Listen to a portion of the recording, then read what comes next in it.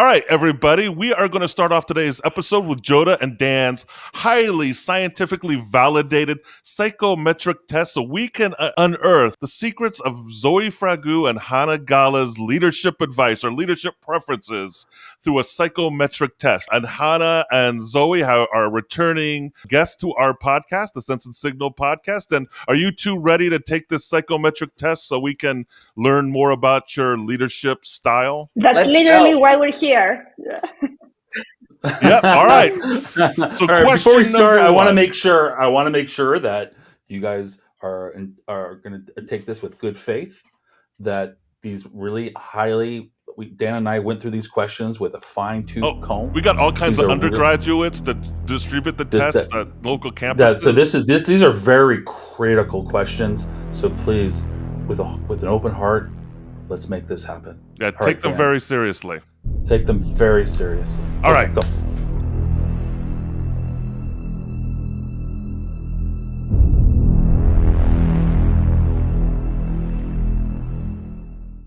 Question number 1. You are a manager at a company and you discover that one of your employees has been stealing other people's lunches from the break room, even if they don't like the lunch. What do? A, ignore it and hope they get sick of stealing and eating other people's lunches. B, confront them privately and ask them to buy everybody a new lunch. C, report the lunch bandit to human resources. Or D, poison everybody's lunches with X-Lax on the day when the bathrooms are closed for maintenance. It's a very difficult one, but I have to say that this has actually happened to me. When I was HR manager in a company, really? This has actually, people were coming and complaining that there is a specific employee stealing their lunches. So I actually had to address this as an HR manager. So I will go with report to HR. Yeah, report to HR, because they are the people who know best inside the company how to take care of this kind of crisis, big or small, without, breaking the climate and the mood of everyone. Okay, so report it to HR. Hana, what would you do? I would, so this, not this exact same thing, but something very similar happened to me as well. And I would say, I would open my answer with, people often underestimate how very important these things are. You're like, oh, it's just a lunch. It's not just a lunch. It can really destroy the team structure. It can, little things. It's not that they add up, but they are important because it's an invasion of privacy. It's taking away from your sense of safety at work. It sounds so, sophisticated, but really at the core, that's what it is. So I would talk to, if I'm the manager and I know who that person is, then I'm going to approach them privately and I will say, what are you doing? But when that happened to me, as in there was a situation when I lived in student dorms, back in the day, we would have common fridge, and inevitably people would be, you're students. So people would be like using a little bit of this condiment and then taking a little bit of that, and nobody would ever replenish it. And then you would have food that was there for way too long. And the only way to make it work, I think this is one of those situations where you can go pretty authoritarian and say, God, okay, guys, we need a system. And this is the system. And if nobody else is going to volunteer, you can volunteer and come up with the system. Is it, rotation but there needs to be somebody. And if the food posted works, if it's still here at the end of the week, it's going out. So right. I would probably. So we got HR. We've got HR. We've got coming up with a system and being very direct with the person. Jodah, what would you do in that situation? I hate to say it, but I really like the idea of tainting my food. I do too. It's kind of my approach. I mean, you don't have to. You don't never have do it to again. Mean about it, but yeah, they're gonna be like, oh my god, just kind of their stomach kind of goes, yeah, and I wonder, I mean, anybody here ever done that yourself, though? Have you ever gone into the refrigerator and kind of dabbled Or in their somebody lunch looks else's, good. or their mustard, maybe someone's mustard or ranch dressing, and said, you know what, no, they'll never miss Let it. me think. Well, I ask. Like I would say, and also I'm Greek. Like usually if someone has something, they always offer. So I don't have to steal. Most of the times they will say, what do you have today? This is what I have. Let's put it on the table. Yeah. Agreed. Yeah, that's different cultures, right? This sounds like a very different cultures American approach problem, food. to be fair. Like, Oh, for sure. I can't For imagine sure. any We're Greeks or greedy. Italians or Spanish fighting over that. Okay, second question, where we're starting to learn more about all three of you, okay? After a 360-degree evaluation, your boss says your colleagues really think you need to improve on your self-awareness and emotional intelligence, and your boss looks really worried when they're talking to you. So how do you go about addressing this ask? A, pretend to seek feedback from others and pat yourself on the back about all the strengths they identify and ignore all the weaknesses they bring up. 2, take a bunch of personality tests and seek therapy when they reveal you're a psychopath. C, take a mindfulness class so you're more aware about when you're being a jerk, so you can be a really much more intentional jerk at work. Or D, tell your boss, hey, that's who I am, and I've got the highest productivity stats in the whole company. So suck it up, boomer. I think I would do This is almost like an episode of Black Mirror. Yeah, okay. I think I would do the last one, like publicly, and then the second one in private. Because I'm not the kind of person that responds very well to bad feedback, especially when it's being like that. I respond much better to positive feedback. So I think that if someone came to me like that and they were like, oh, Zoe, you know what? You're not self-aware and you have this.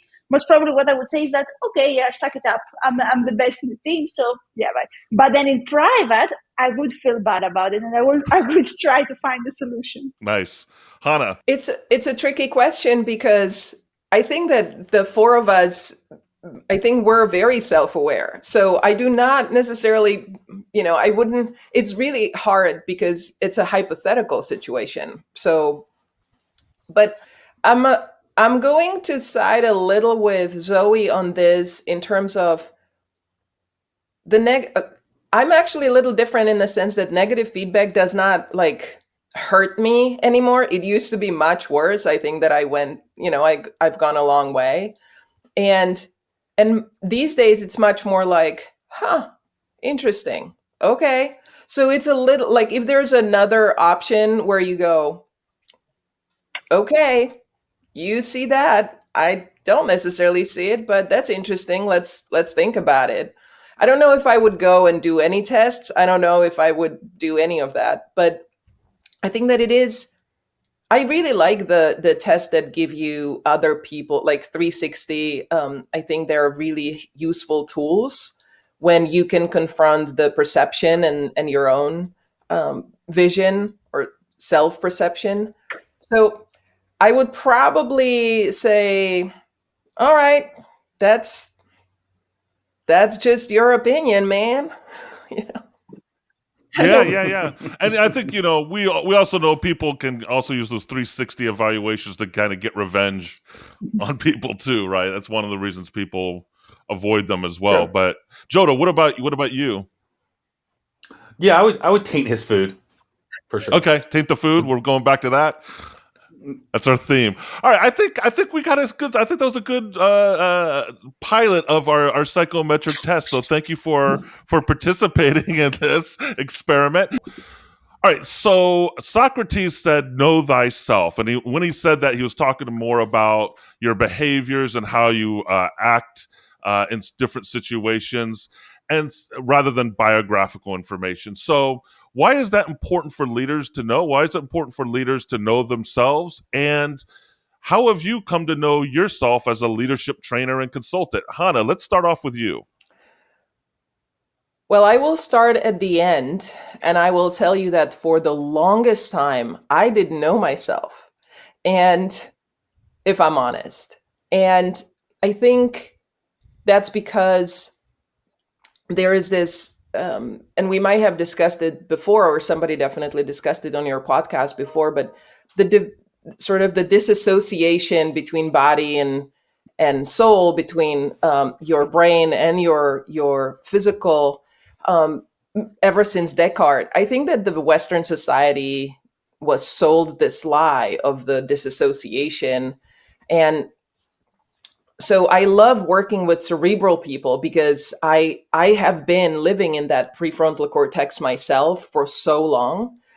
And it seemed, I was not only sold as the Cartesian idea, but also positivism, and like, you can discover everything through mathematics, and you can. And I think it's a long way of saying knowing yourself is important, because what makes us tick, what makes us excited, how we are, helps to understand how other people work, right? Like, you cannot relate to other people without understanding how, there are triggers. There are things that are really important to me, right? There are buttons that some people can push that are really important to me, and some that don't matter. And that is a critical piece of information. Now, what I like about the Know Thyself is that it's sort of, there's this dichotomy where it's not only about how you know yourself, but it's also about how you understand how you come to the world. Like, how do you present yourself in the world? How you appear to others, right? What is the perception of you? What people think when you enter the room, right? And I think for leaders, this is really important bit. And so often, especially in businesses and leaders I work with and clients I work with, they tend to be overthinkers, because you make it far. Again, we are very left brain, focused society. And you make it far if you study hard and you are brainiac, and, that's really appreciated and sort of revered. Well, the problem is then you stop paying attention to a lot of other things that come to play.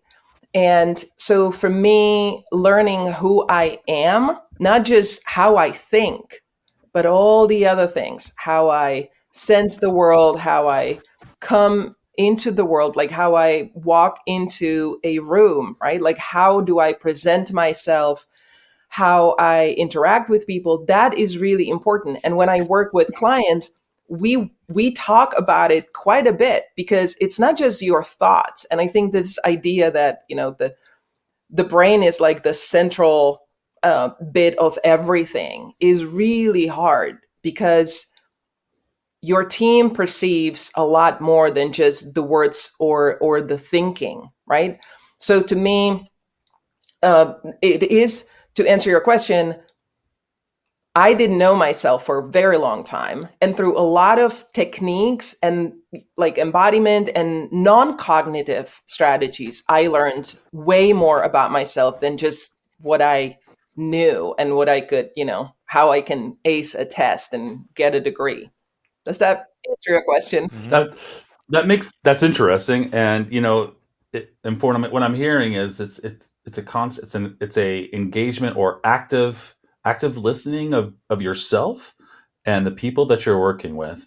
And that harkens back to a conversation Dan and I had a little while ago with I was going to bring her up because the extended mind, that's, again, like, I love, exactly. And that's not only Annie's book is fantastic, of course, but it's also like, it's not necessarily new. Damasio, who published the Descartes' Error, that's 30 years ago. And she quotes him, right? Like, she opens her whole book with that. Anyway.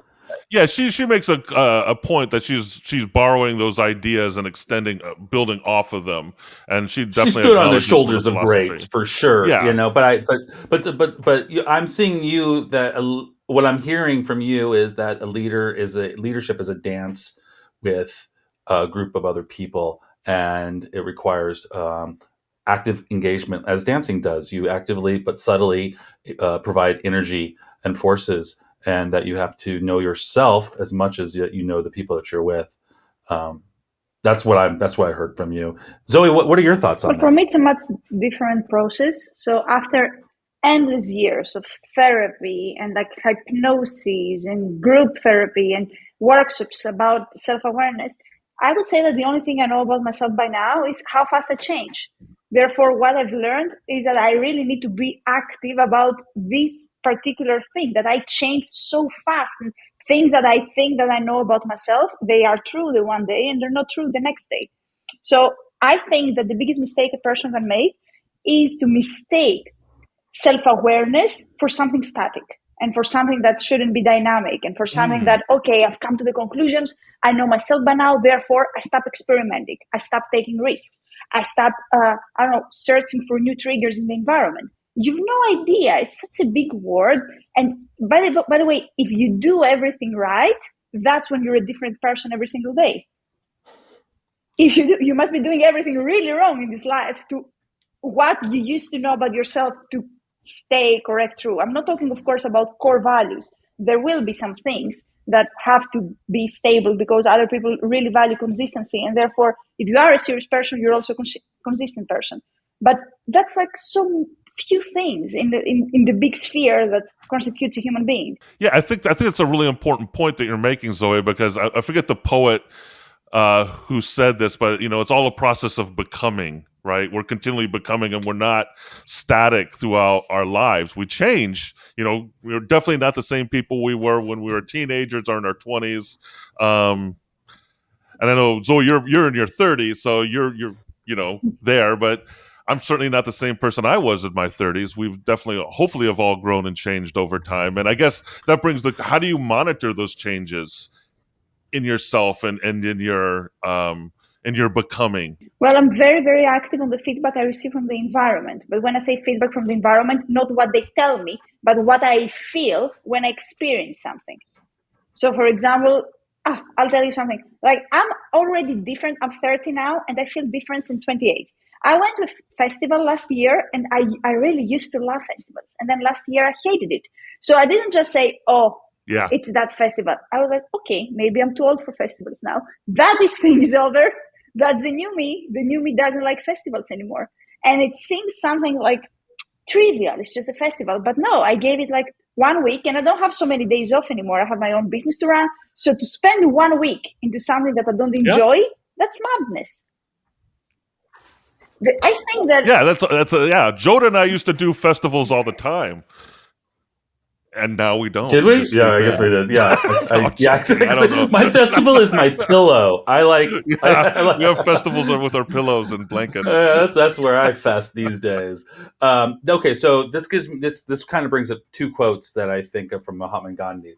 One is the best way to, be the change that you wish to see in the world is one, and I wonder how that kind of feeds into what I just heard. And then two, the best way to find yourself is to lose yourself in the service of others. Where does that play into leadership? And it sounds to me there's an aspect of this persistent changing, identifying the changes in yourself, but in the service. That's what I'm gaining from that quote. In the service of others. I think I could tie these two things together in some recent experience that I've had. Over the past year, a couple of years, during the pandemic and now to wherever we're at within the context of that pandemic, post-pandemic, whatever you want to call it, I've taken on a lot more work responsibilities in that time.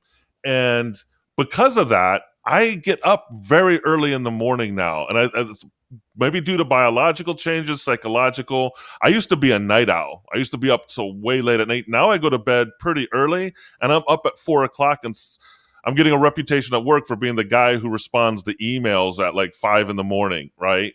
And the reason for that is I can do a better job. I've found I can do a better job in responding to emails early in the morning and just getting all that out of the way early because I'm more fresh and mentally acute at that point. And then when I go into work onto campus, I can really focus on the relational aspects of my job and not be buried in email in my office trying to answer emails. So that would be an example, I think, of being aware of how you've changed as a person and then how that translates into your leadership approach and behaviors. Yeah, I think that was, I think that when what I was saying and what Zoe is saying, they can both be true, right? Like they both coexist, which is by knowing yourself, you have to kind of allow, you have to allow yourself to sense and to pay attention. That's what I mean. And so, like, what are the signals that I'm getting from myself? For example, when I go to a festival that lasts 4 days plus, and I'm not having fun, how do you know, right? So the change is in years before. You might have great time, and now you're paying attention to feeling not exactly what I wanted. Okay, that is change, but also paying attention, being aware, but being self-aware and understanding the signals that you need to pay attention to. I'm with you with like having different schedules or sort of dedicating your time to different things.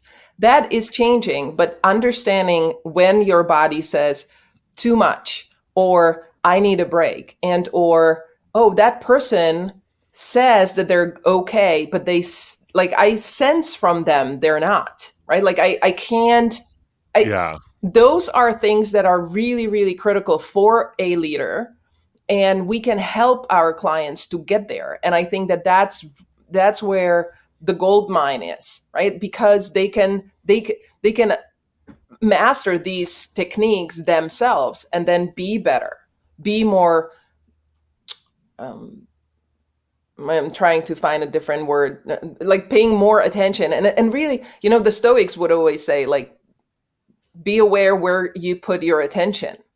And that's everything. Yes. I meet people, and so many people, by the way, that, for example, you ask them, what do you like to do? How do you like to spend your free time?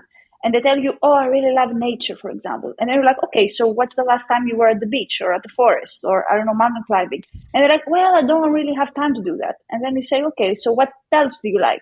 And they're like, cinema. I love cinema. Okay, what's the last movie you saw at the cinema? And they're like, Titanic. And the problem is that when we spend so much time into trying to think what other people are expecting from us and what they're expecting to hear about us, then not only don't we know ourselves, but we're actually hurting ourselves because we haven't spent equal amount of time into understanding what we actually like. Because obviously, if you haven't been in the nature since forever, you don't like nature. So what do you like? What do you like to do? Do you invest in your time? Do you invest in knowing what you like to do? Yeah, I mean, I think that does get to the heart of the whole self-awareness piece, Zoe, right? Like, because we're not really that self-aware, or as self-aware as we think we are often, and we often craft narratives or have, pat answers like, oh, I like nature, I like going to the movies, but when you dig deeper, you're not really doing those things, so how can you really say that you like them? Maybe you just like work and you're a workaholic. I mean, that's part of what's going on. And I guess that brings us to psychometric tests. Are they useful? Do you find that they are actually useful in maybe helping people uncover what's really motivating them underneath and breaking through maybe the narrative they've built for themselves about who they are and the stories that they share with other people about what they like and don't like that might not be actually accurate? Well, the validating and standardized tools, they are accurate because that's exactly why we call them accurate and validated, because they have developed ways into, asking the same question in different ways or like repeating themselves or reversing the answers. Therefore, at one point, they're going to get a result that's probably accurate about the behavior. But again, there's always at least a 10% of the population where you're going to run the test and you're not going to get accurate results, but not because of the test, but because they have zero idea what's real for them. In every company I've run a psychometric test, there has always been, I don't know, out of 100 people, around 10 people that after meeting them afterwards, what they said that is true about them was absolutely not true. But it's usually not because they actually, want to fool the interviewee, which also happens sometimes. Like they give the answers they expect that you would like them to give. But most of them are actually not self-aware. So they see themselves as being very assertive or very passionate. Well, they're not really. And another thing that I keep seeing, especially in 360 feedback tests, when you also have someone to answer questions about themselves, is that many people, they don't answer the questions based on what applies in the public population, in the average, but based on what applies to them. So, for example, you might think that this person is super stressful, and they will say, I'm not stressful. And they know that compared to what happens in their heads, they only put out in the environment 50% of it. So they judge the reality based on the internal demons and internal struggles. So that's why, by the way, we shouldn't be applying psychometric tests, people that are not licensed to apply psychometric tests. That's why a psychologist or a psychometrician is needed, because that's exactly what we offer. Otherwise, every company, they could just take a psychometric test and apply it on their own. So you're saying it's unethical for me and Jodah. You're saying it's unethical for me and Jodah to sell our test. You're perfectly fine. You're the least of our problems. Well, no, I disagree. I think we're probably the first of your problems. But the question. So I just did a research effort recently, very small one, and something very similar happened. And it's interesting, the difference between one's reaction to the world and then the perception to the reaction of their world. And it's a small sample, but what we were doing was we're analyzing somebody's experience on a workflow of a product that I was overseeing. And I noticed them having problem left and right. Like they couldn't click on certain things, they couldn't find certain aspects to the solution. But when asked them sentiment, like how we asked them on a Likert scale of 1 to 7, or like how findable were things, how easy was it, how whatever, they all gave it 6s and 7s. They all said it was easy to use, easy to find. And so the perceptions of the system were radically different than what I was perceiving them, where what we qualify in my industry, the happy paths. And so how much do we lie to ourselves? It depends person per and what a problem is it? It depends person to person. It's it's on the scale, and there are certain when it comes to psychometrics, I think there's many different models and tools, and I agree that only licensed and certified people should kind of dabble in this. But the fundamental and Dan and Jodah, the fundamental problem with the psychometric testing is that you are getting the version that people want to give you, right? Like a lot of people who don't want to go to therapy will tell you, well, the therapy doesn't work because I will only tell what I want to tell. And this is true. This is true. And by the same token, the psychometric testing, and there's a myriad of them, and you can pick. And I am skeptical, yet I think that they work for certain situations, for certain people, and they're great conversation openers, right? So a lot of coaches will tell you, I start with this, whether that's 360 or Enneagram or any of the other 5 personalities, whatever you want. Every single one of them is deeply flawed. And they are so flawed because they're only telling you what the person wants you to know, right? And like I think Lisa Feldman Barrett, who wrote the How Emotions Are Made and the 7 Stories on the Brain, talked about it in some context, how we can, like, scientifically, what we're looking at is clusters, right? Like certain people, when they do this, they also do this. And like we can cluster people and behaviors, yes. But the value is in, it really opens a conversation, and you can start kind of talking to people. Once you have the results, then you can probe and kind of look. And I think that they're very helpful for organizations and for individuals when you pick the right ones. So again, that requires some level of experience and expertise, and you can't just do like a week-long coaching training and be like, hey, I'm gonna tell you how to fix this organization and give you an analysis. But they are deeply flawed in that they are only giving you what people want to share. And I understand how they are constructed, and I've been around developing some, and I still maintain they are dubious at best when it comes to help. Well, I think we got controversy. We have some controversy. Wait, Zoe, second first. What is the other? Before we go there, hold on. I'll give you a second to do it. Hold on. Just turn taking. We have a lot of Sufi mystics who are listeners, so we want to emphasize that any comments about the Enneagram are the sole opinions of our guests. So please don't unsubscribe all the Sufi mystics who are avid listeners. I'm glad you said that. That was a good thing. All right, so I just wanted, Zoe, does that gel with what Hannah said? Does that sort of around the space? Well, for starters, I don't know what dubious means. Excuse me, I don't live in the States.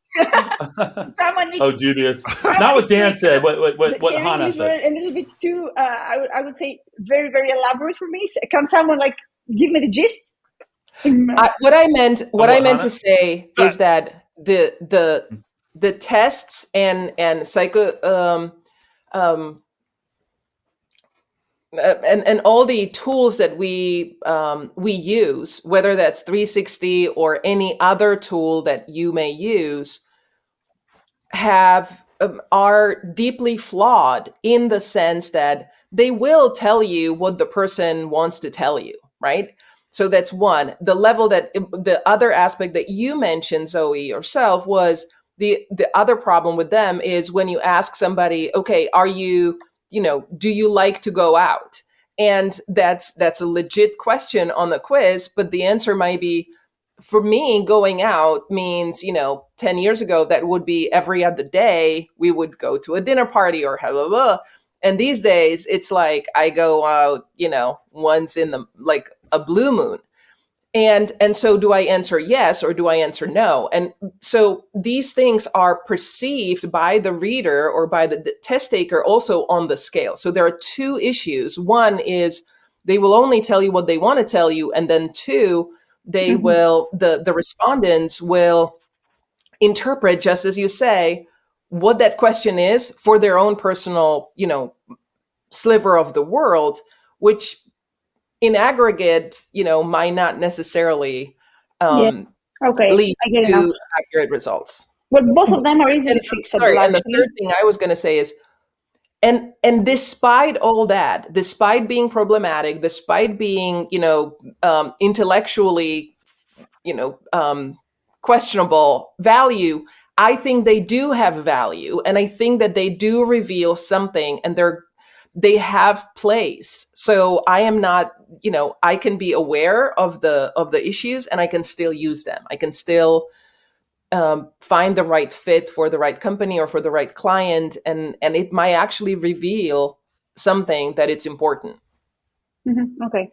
So for starters, in my opinion, it's highly unethical to use psychometric tests in order either to define, let's say, somebody's future, even if that means joining a company or giving a promotion or designing the trainings or whatever. Psychometric tools are supposed to be read as tendencies inside an organization. So if you run a good psychometric organizational survey, then you get a lot of information very fast about where you should focus your interest when you're running some interventions in this organization. So that should be their value. And that's how I use them. And when you use them that way, you don't really care about what you just described, Hannah, because it's not so much about this one particular person that's going to try to ruin the entire thing because they're going to tell you what they believe in. This is easily fixable because at the end, when you see something that doesn't really match in the grand scheme of things of your results, then you go and you run an interview. And then you understand what happened there. So, and that's why exactly we go back to A. They shouldn't be used by people that, one, they don't understand how they should be used, and they can't run this debrief at the end. This backup questioning that's going to reveal whether this person answered based on their perception, how does this fit in here? And another thing is that what I usually try to do is I develop specific psychometric tests in an entire organization. If they tell me, okay, Zoe, just run for these 5 people, then I'll say, why? What does it matter? Let's say that you reveal, I use a 5-factor, and we find out that these 5 people are very extrovert. What is this information? Does it mean anything for you? What will mean something is that if we measure everyone and we find out that the organization, I don't know, scores like 3.5 in extrovert, and then those 5 people score 2, that means something. We know that probably they won't be a good match, or we need to find a way to help them, or we need to apply different tests for those 5 people. So it's all about what you're trying to do. Most of the psychotherapists, they usually don't even apply psychometric tests in their evaluation unless they're searching for something very, very specific, like a disorder. If they are searching for a disorder, then only they will apply some kind of test, but still it won't be enough. If you try to decide if someone has, I don't know, something, autism or ADHD, it's not just enough to run a test on them. You run various tests, and then you spend a lot of time with them, and then you spend a lot of time with their environment, and then you give a diagnosis. It shouldn't be considered a panacea, I don't know, or an instant solution for every problem you have. It's just there to give you guidance in order to understand faster where you should focus and where to start from. Right. And so you both have experience with psychometric tests to gather data about the people you're working with and consulting and trying to build teams with. Through those psychometric tests, I'm kind of transition to kind of your experience as leadership consultants and trainers, and common themes of advice that you give to individuals and organizations around leadership. What are, and we could tie it again to the psychometric piece. What are some findings that you've had through your use of psychometrics and interviews and consulting sessions and coaching sessions? What are some major themes about leadership advice that you tend to give people, through your work? I can tell you the first one. In Greece, we have a very nice saying that roughly translates to English something like, either the port is crooked or crooked is the way we're sailing, which means that many times they come to me at the session and they accuse everyone. Every single person in the team is wrong, and their managers are wrong, and the environment is wrong. And then I just go back and say, okay, either everyone is wrong, or what else can be happening? Let's say that something else can be happening. So I would say that this is the most common pattern that I have to go through at work. And the second most common is because I work a lot with C-suite executives and CEOs and like owners also and founders. How do you tell someone who's making millions that they're doing something wrong? And that they might be having a hidden opportunity cost that they don't realize? Because usually what they respond to me is, trust me, company's going great, so I'm doing everything perfect. And then you really need to convince them that, okay, it might be going great, but there's a possibility that if you made these changes, it could go even greater. So that's also an issue that I usually have. Fascinating. Hana? I'm thinking about this a little differently. I agree with I had that conversation with 2 clients. It's, again, tricky when you have somebody who's successful and yet they're struggling, right? So to have these conversations, so I think there's 2 issues. One is when you have somebody who's really successful and his company's doing great. This was a guy. And how to say, how can we, like, there are people on your team who are miserable, and how to communicate. Like, the person might be aware that they're miserable, but they believe, like this guy believed, that it's because there are miserable people, as opposed to, I might have something to do with that as a leader of this company. But the other issue that I think is really interesting, and I wonder if that's what you were touching upon, Zoe, is the sort of, I'm doing great on paper, and I am miserable myself. And I find these easier to approach because then if there is the self-awareness, like, look, my team's doing great, I'm making money, the company's prospering, I'm not happy, right? And how do we get out of that? So having these conversations is complicated. Like, it's not complicated. It's a little challenging, but I think that they are easier because there's a self-awareness. And I think that to me, when you deal with people who are lying to themselves, that's the hardest bit. When you I think sometimes the coaches would go to different tests to kind of have a data backup, because people trust data even though they might be lying on those tests. And I think that so there's a I don't know if you know the Harry Frankfurt's brilliant book on bullshit, but there's basically, Oh yeah, it's a fantastic essay. I just downloaded it, and it's a philosophical treaty, essentially, or essay, even though it sounds very, pop culture, where he distinguishes between lying and bullshitting. And the lying is when you tell somebody that you have, okay, I'm putting my great lunch in this fridge, don't touch it, it's my mom's favorite, I don't know, bolognese. And then you secretly put poison in it, right? And so you're lying. You know the truth and you're lying. Bullshitting is different in the sense that you are, sometimes you kind of don't have the understanding of truth at all, right? And so you can lie to yourself much easier because you sometimes believe your own BS, and also because sometimes you just don't think that the truth matters at all, right? So psychopaths but a lot of BSers would do this. It's a long way of saying, when you deal, I find the most difficult dealing with people professionally who are lying to themselves and who cannot have that conversation about, okay, I'm struggling, and or like I see that I'm not doing well, right? Like, those are, you're brought in, there's a reason, right? And you cannot have that conversation. Those I find the most challenging and yet most exciting, because there's also bigger reward when it works out. All right, I have one anecdote and one question. So my anecdote is this: about 40,000 years ago, I worked at Trader Joe's. Zoe, you probably don't know what Trader Joe's is. Trader Joe's is a very popular grocery store here in the United States. It's I couldn't even qualify it. I don't know. It's Disneyland for groceries. Cheese and wine. Yeah, cheese and wine. It started off that way. It's a lot more than that. But I was there, and back in the 90s, there was nothing hipper than being a Trader Joe's employee. Maybe it still is today, but it was cool being in my 20s working for Trader Joe's. And I had a good friend of mine named John Lakey, and who Dan Tarker knows. And John wasn't there for long. He was out there for about 6 months.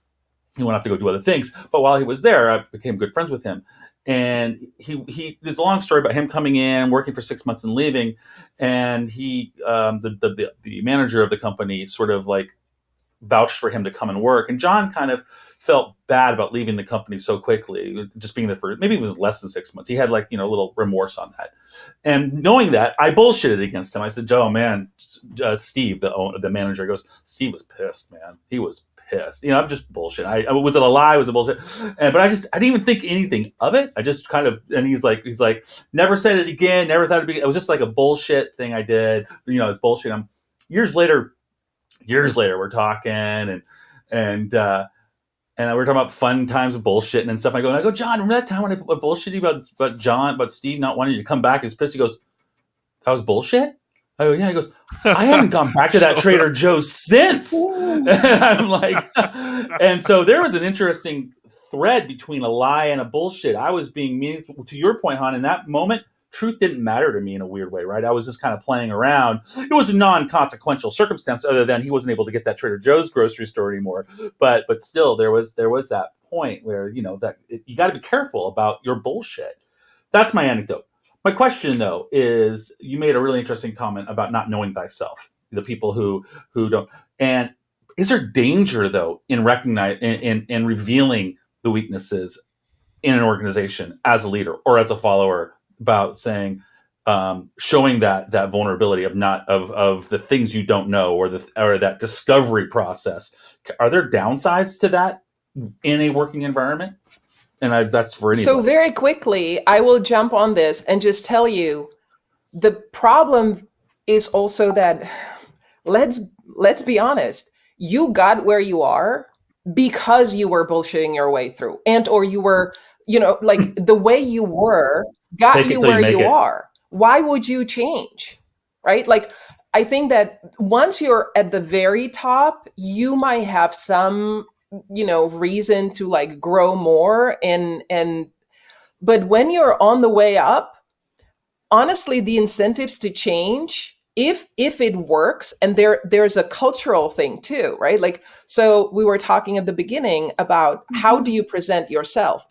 And we are way more, is a huge can of worms or like a huge complex issue we might not get into, but with the DEI and with all like equity topic being everywhere in the US at least, but ESG is also big in Europe, there is also way more awareness of your identity and how you enter the room, right? Like how you present yourself, and your identity plays way bigger role than it used to. But in the traditional organizations, when you are, like if it worked for you up till this point, you don't have a lot of incentives to change it on your own. There's always an issue that pushes you to that, or there are other people on the team might not be happy, or your supervisor. I got a call just yesterday. Somebody was asking me to coach some of their direct reports, and it's like, okay, if like again on you got there by being certain way, it worked. Yeah, all of Jodah's success is tied to his bullshit.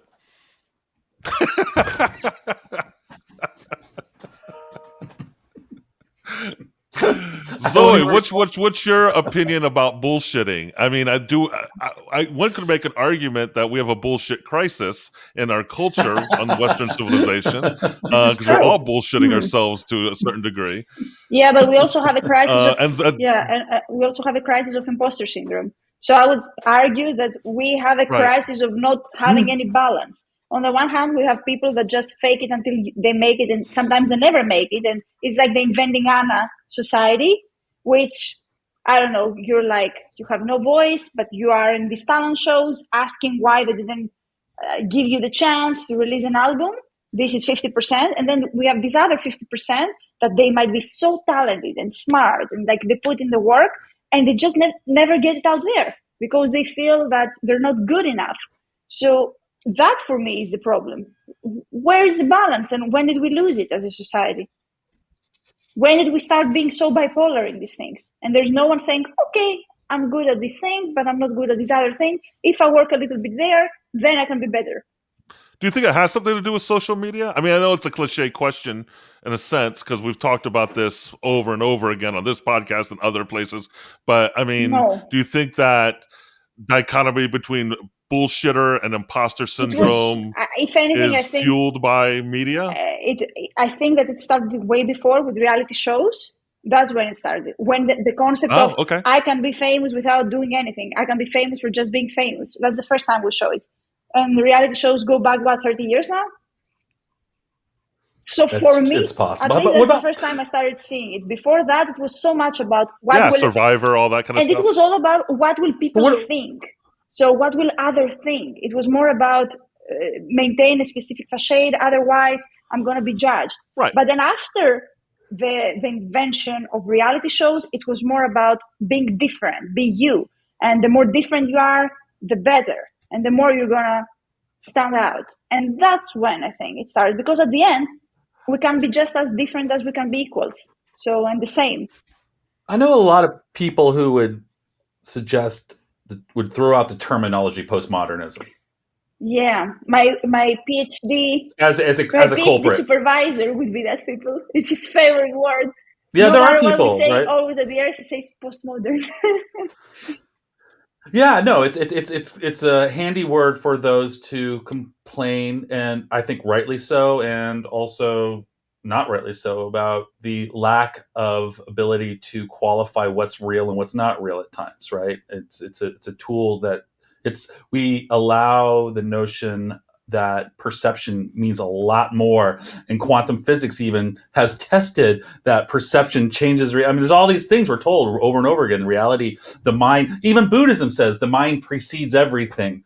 That's 2,000 years ago. You can almost argue postmodernism started with Buddhism. So I don't know. I just thought I know think we need people to argue clarify postmodernism. this, and I'm going to jump to Hana because I know she probably has some opinions on this. But when we talk about postmodernism and leadership and bullshitting ourselves, how do those things link up? How do they tie together? Oh, you're putting me on the spot, but I will answer anyway.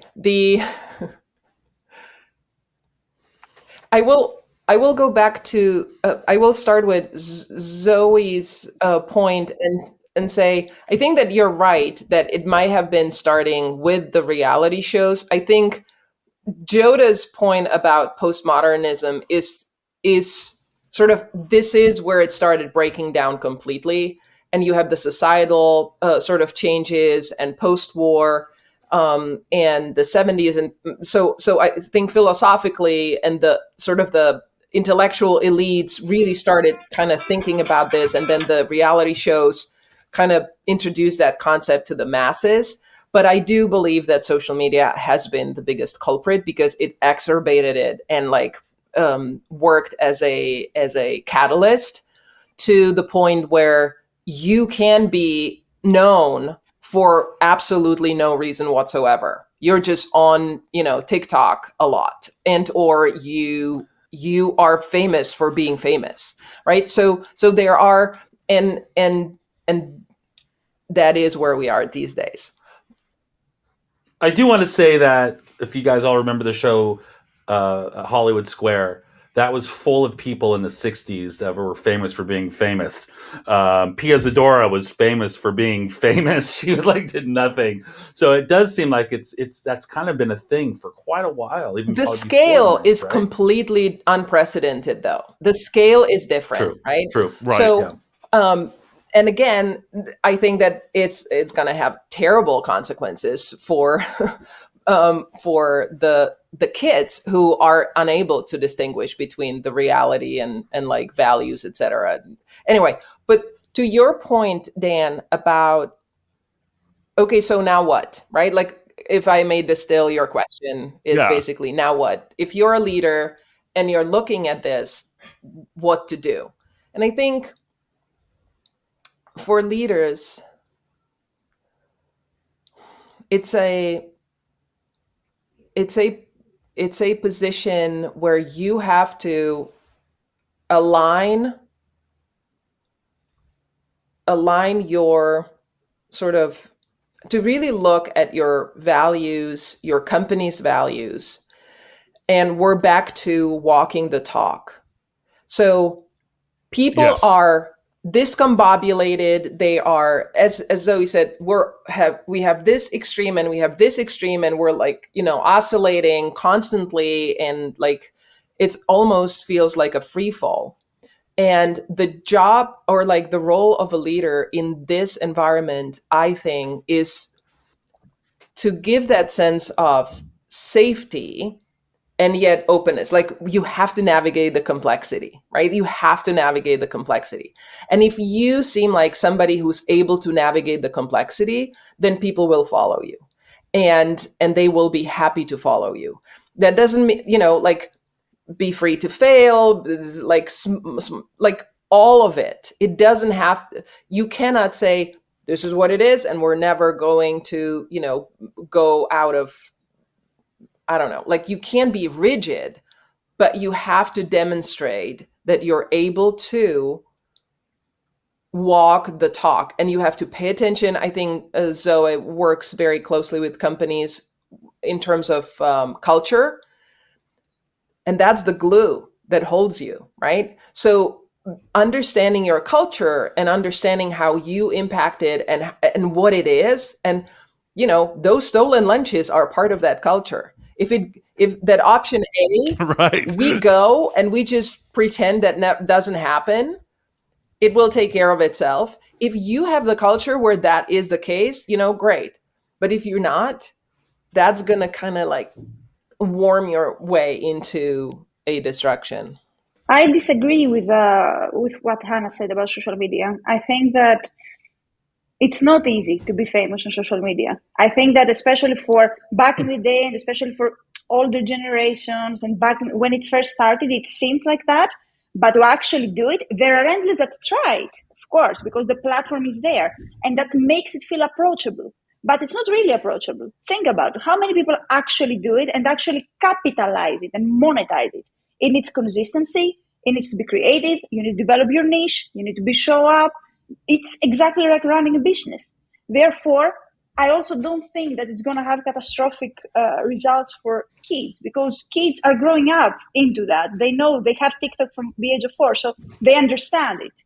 It's mostly, if anything, I think that it's more catastrophic for older people who don't understand how these platforms work, and they just ridicule themselves. They just try to do what they think is going to work, and they don't even understand that it's a different world that has its own rules. I was in Germany last week with I have some clients there, and they've developed an entire R&D department on VR and virtual reality and virtual chats because they're in tech. So I use their equipment, and that's a different world on its own with its own rules. There are people that are actually famous inside the VR, but it's different guidelines that you really need to learn if you want to do it. Or we talk about metaverse and we say, oh, we're going to have a life in metaverse and people are going to be famous there. Well, it's going to be just as hard as it is to be famous in real life. And the fact that you might have, 10,000 followers, 15,000 followers, it means nothing. Because we are so many people. We are like, 7-8 billions now? So in order to actually say you're famous, just because 15,000 people know you and follow you on Instagram, because, you post your cats, it means nothing. You will never capitalize on that. So I don't think that it's actually easier. I just think that on the outside, if you actually never try to do it, it might seem easier. That's not what I was saying, though. I was saying that it helped that feeling of disconnect between reality and we were talking about sort of knowing yourself and the imposters and people who are having imposter syndromes and all of that. And I think that the virtual world exacerbates it by just, you have access to way more people. So there's this, I think we talked about it on the first podcast. There used to be, your world was like 115 people who you actually knew personally, who you knew, and you could learn from your family or your friends or people in your village or your town, and like how you would interact. Then you had TV, and there were some stories and some, and books and other ways how to access more of the world. Now you have the world at your fingertips. You can be looking at how they're mining, cobalt in Africa. You can be looking at, people in sweatshops in Guatemala. You can be looking at models in, Taiwan. You can follow a lot of people and understand very singular slice of the world that was inaccessible to you before. So all I was saying was that the scale is now much larger. And to your point, absolutely. Like, I think that the best thing that ever happened to Gen Z is Mr. Beast. Like, I am a big fan. And that's somebody who, Mr. Beast is phenomenon, who, somebody who's been really crafting his art and working at it and being very singularly focused.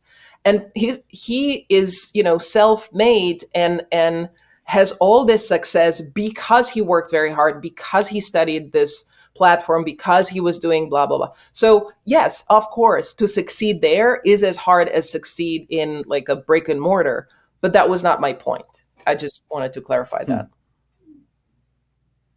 Dan, Zoe, Hannah, I've been listening to, this is a great conversation. We started off this show with the question about knowing thyself.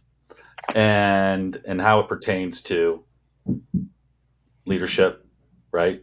And its meaning. And I think we've touched on some real cool subjects.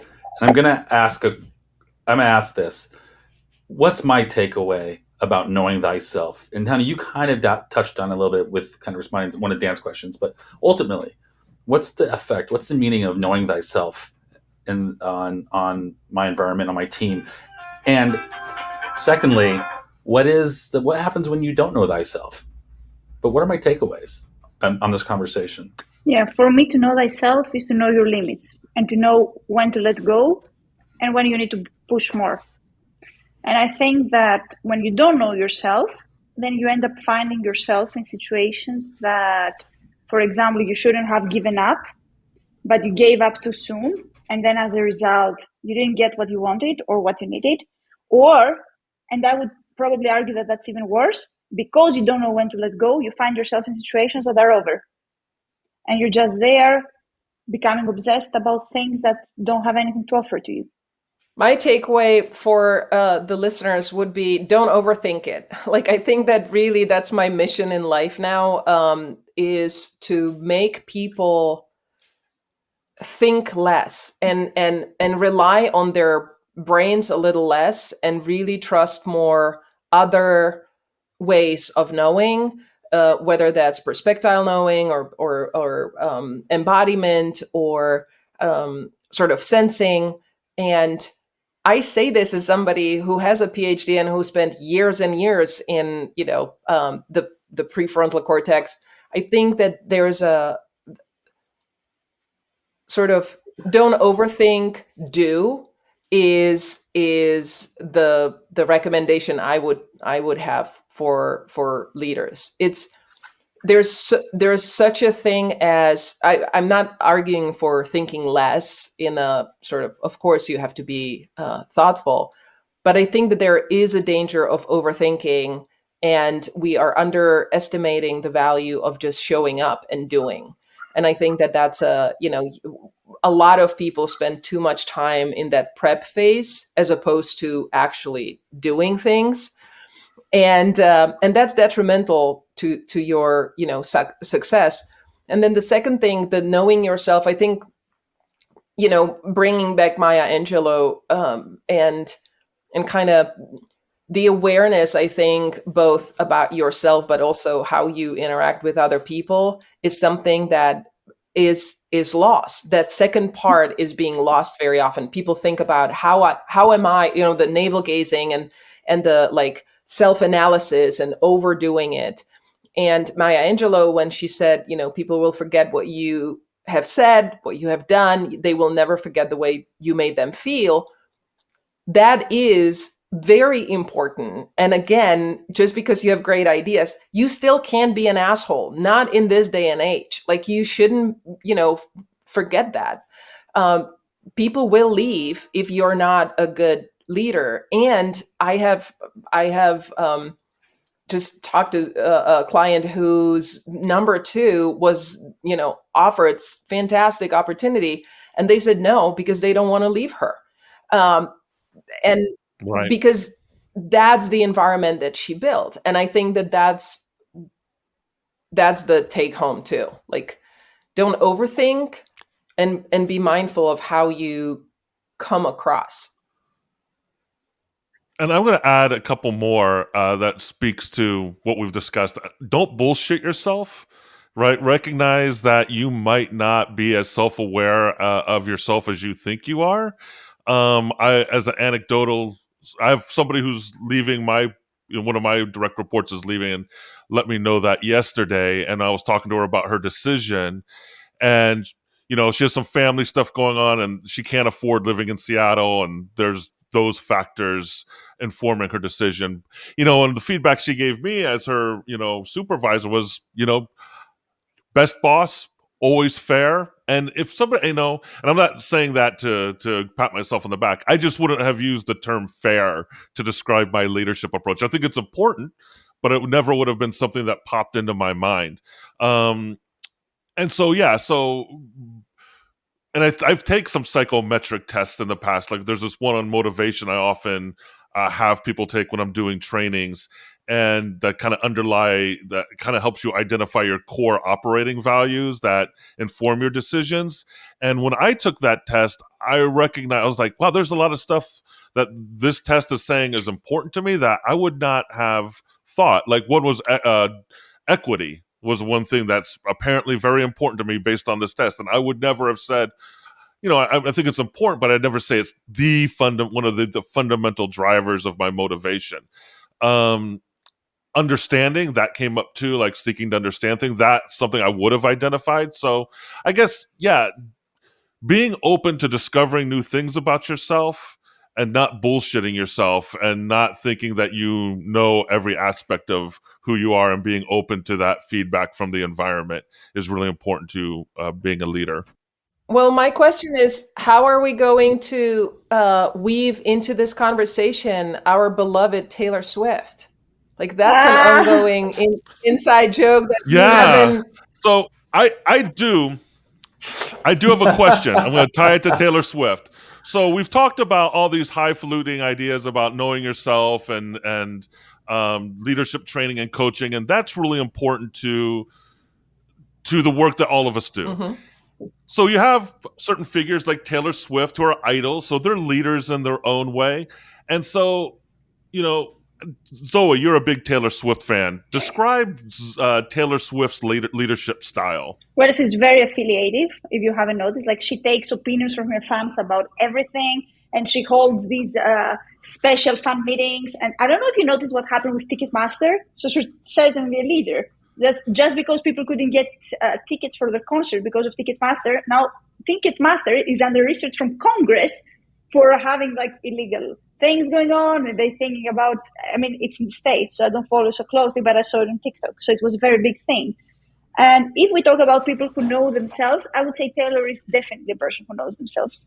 She literally released a song called Anti-Hero, and she literally talks in her songs about how she uses her benevolence and how she uses her extrovert to disguise her secret narcissism. How many people would just put that out there? I love that. And I would also say even her Instagram handle is, "Hi, it's me, I'm the problem," which is the quote from the Anti-Hero. And I think that very much along those lines is another song called Dear Reader. And she basically says, don't ever trust somebody who's, falling apart. And there is a level of obviously she can turn a phrase like nobody else in the business, but there's a level of trust that she built and curated over the years with her art. And I think that it's interesting to watch her as a woman also over the years. And what I love about her being the sort of the icon that she is how consistently she's been talking about it. You see her interview when she was 20, and she would say, look, I'm writing songs and I'm trying to craft this and be better at this craft for last 10 years, and nobody takes me seriously, or like very few people would, accept this. And now she's at it for 15 years, writing, consistently succeeding. And she still is, being questioned like, oh, she's a pretty face. And it's like, no, these are very good songs.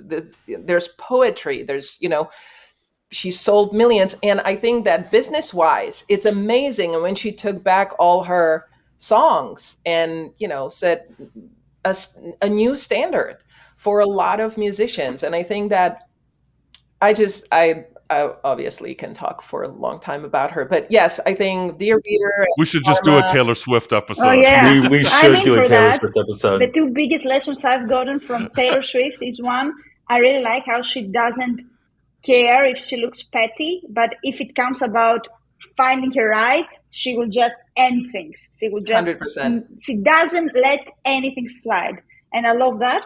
And the other lesson that I've learned from her is to always focus on the work.